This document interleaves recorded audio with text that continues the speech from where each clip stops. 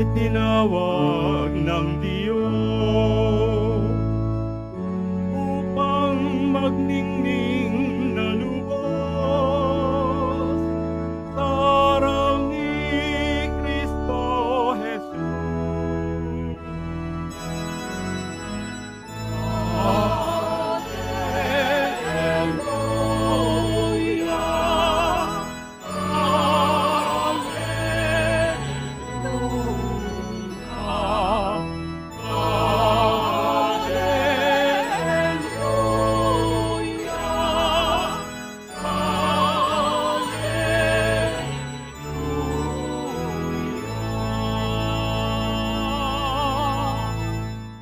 Sumainyo ang Panginoon. At sumayo rin. Ang mabuting balita ng Panginoon ayon kay San Marcos. Papuri sa iyo, Panginoon. Noong panahong iyon, si Jesus at ang kanyang mga alagad ay nagdaan sa Galilea. Ayaw ni Jesus na malaman ito ng mga tao sapagkat tinuturuan niya ang kanyang mga alagad. Sinabi niya, ang anak ng tao ay ipagkakanulo at papatayin, ngunit muling mabubuhay sa ikatlong araw. Hindi nila naunawaan ang sinabi niya, ngunit natatakot naman silang magtanong sa kanya. At dumating sila sa Capernaum, nang sila'y nasa bahay na, tinanong ni Jesus ang kanyang mga alagad, ano bang pinagtatalunan ninyo sa daan? Hindi sila kumibo, sapagkat ang pinagtatalunan nila ay kung sino sa kanila ang pinakadakila. Naupo si Jesus, tinawag ang 12 at sinabi, ang sino mang nagnanais maging una ay dapat maging huli sa lahat at maging lingkod ng lahat. Tinawag niya ang isang maliit na bata at pinatayo sa harapan nila. Pagkatapos kinalong niya ito at sinabi, ang sino mang tumanggap sa isang maliit na batang tulad nito, alang-alang sa akin, ay tumatanggap sa akin. At sino mang tumanggap sa akin, hindi ako ang kanyang tinatanggap, kundi ang nagsugo sa akin. Mga kapatid, ang mabuting balita ng Panginoon. Pinupuri ka namin, Panginoong Heso Kristo. Magsiupo muna po ang lahat. Magandang umaga po sa inyong lahat. Pakibati nga ang katabi ng magandang umaga. Mga kapatid, tayo pong lahat ngayon ay nagtitipon bilang isang komunidad, bilang isang mag-anak ng Diyos sa pagdiriwang ng banal na Eucharistia, ngayon pong ika-25 linggo sa karaniwang panahon. At nais ko pong simulan ang ating pagninilay sa umagang ito sa simpleng katanungan. Sino po sa inyo ang gustong maging dakila? Ay wala. Ano? Walang gustong maging dakila. Who among you wants to be the greatest? Meron po ba? Iilan lang. O baka hindi natin naiintindihan yung salitang dakila. Ano? Sa panahon po natin ngayon, yan po ang panawagan sa atin ng mundo. Tinatawagan po tayong maging dakila sa lahat ng mga bagay na ginagawa natin. At kapag pinag-uusapan po ang salitang dakila, ang namumutawi po dito ay dapat sa lahat ng aspeto, ikaw ay nasa ibabaw. Ikaw ay nasa itaas. You are always on top.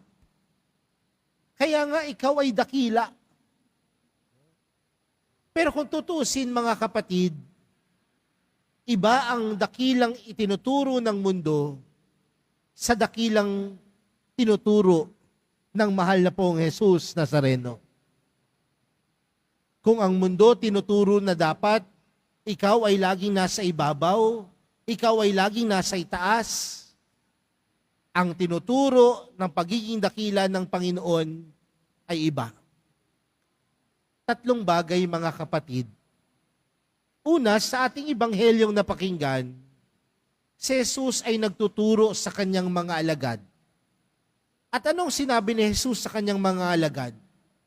Ang anak ng tao ay ipagkakanulo at papatayin, ngunit muling mabubuhay sa ikatlong araw. Papatayin si Jesus, ipagkakanulo. Sinabi niya sa kanyang mga alagad. Pero pansinin natin yung mga alagad ng Panginoon. Hindi binigyang pansin kung ano ang kanyang sinabi. Bakit? Dahil nakatuon sila doon sa katanungang sino sa atin ang pinakadakila. Sa madaling salita mga kapatid, ang pag-aasam sa kadakilaan, walang masama. Okay lang naman na mag-asam tayo na maging dakila sa mundong ito. Pero kung ang pag-aasam sa kadakilaan ay magiging hadlang upang tayo ay magkaroon ng malasakit sa kapwa, parang mali iyon. Kung yung pag-aasam natin sa kadakilaan ang pumipigil sa atin upang makinig, tumulong sa ating kapwa, parang maliho yun. Sa mundo natin ngayon, marami ang pinapalakpakan dahil sa kanilang kadakilaan. Pero tanungin natin, yung kadakilaan bang tinuturo sa atin ng mundo ay pagkakaroon ng malasakit sa kapwa o basta lamang nakatuon sa sarili? O baka lamang ang tinuturong kadakilaan ng mundo maging makasarili ka? Pero mga kapatid, ang tinuturo ng mahal na pong Jesus Nazareno, kung gusto natin maging tunay na dakila, dapat meron kang malasakit sa kapwa. Okay po ba yun? Parang ayaw ninyo. Walang dakila na makasarili, kundi ang isang taong tunay na dakila, marunong tumingin sa pangangailangan ng iba. If you want to be the greatest, have that concern to your neighbor. Pangalawang bagay, nung ipinapaliwanag ng Panginoon ang mga bagay na ito sa kanyang mga alagad, sinabi dito, hindi nila maunawaan ang kanyang sinasabi. Bakit kaya hindi nila maunawaan ang kanyang sinasabi? Dahil minsan, ang pagiging dakila pumipigil sa atin na maunawaan ang kahulugan ng ating buhay dito sa lupa. Minsan po ba natanong nyo na sa sarili nyo, ano ba ang kahulugan ng buhay ko? Ang kahulugan ba ng buhay ko ay manira na lang ng buhay ng iba? Ang kahulugan ba ng buhay ko ay manchismis na lang ng buhay ng may buhay? Ang kahulugan ba ng buhay ko ay mangutang at hindi magbayad ng utang? Ang kahulugan ba ng buhay ko ay mainggit na lamang sa kapwa ko? Pero tandaan natin mga kapatid, sa tulong ng ating karunungan, tinuturuan tayo at ipinapaalala sa atin na ang kahulugan ng ating buhay ay magpakabuti, gumawa ng tama. Sa madaling salita mga kapatid, ang pagiging dakila ay hindi lamang pagkakaroon ng malasakit, kundi ang pagiging dakila ay yung kakayanang gumawa ng mabuti at tama. Mga kapatid, sa mundo na kung saan marami tayong pinagpupurihan, pinapalakpakan dahil sa mga natamo nilang mga awards, natamo nilang parangal. Pero Ano ba ang kasukatan ng pagiging dakila? Hindi sa taas ng pinag-aralan, hindi sa kayamanan, hindi sa ari-arian, kundi sa kakayanang na gumawa ng kabutihan. Kung gusto natin maging dakila, gumawa tayo ng kabutihan. Dahil yan ang kahulugan ng ating buhay. The purpose of our life is not just simply to live, but the purpose of our life is simply to do what is good. Okay po ba yun? Buti pa yung mga estudyante ko sumasagot. Okay po ba yun? Panghuli, no? Sabi doon sa ating ebanghelyo, at si Jesus ang nagsabi, ang sino mang tumanggap sa isang maliit na bata, tulad nito alang-alang sa akin, ay tumatanggap sa akin. At sino mang tumanggap sa akin, hindi ako ang kanyang tinatanggap, kundi ang nagsugo sa akin. Ngunit tandaan natin mga kapatid, ang pinakadahilan kung bakit ipinahiwatig ng Panginoon sa kanila ang kadakilaan.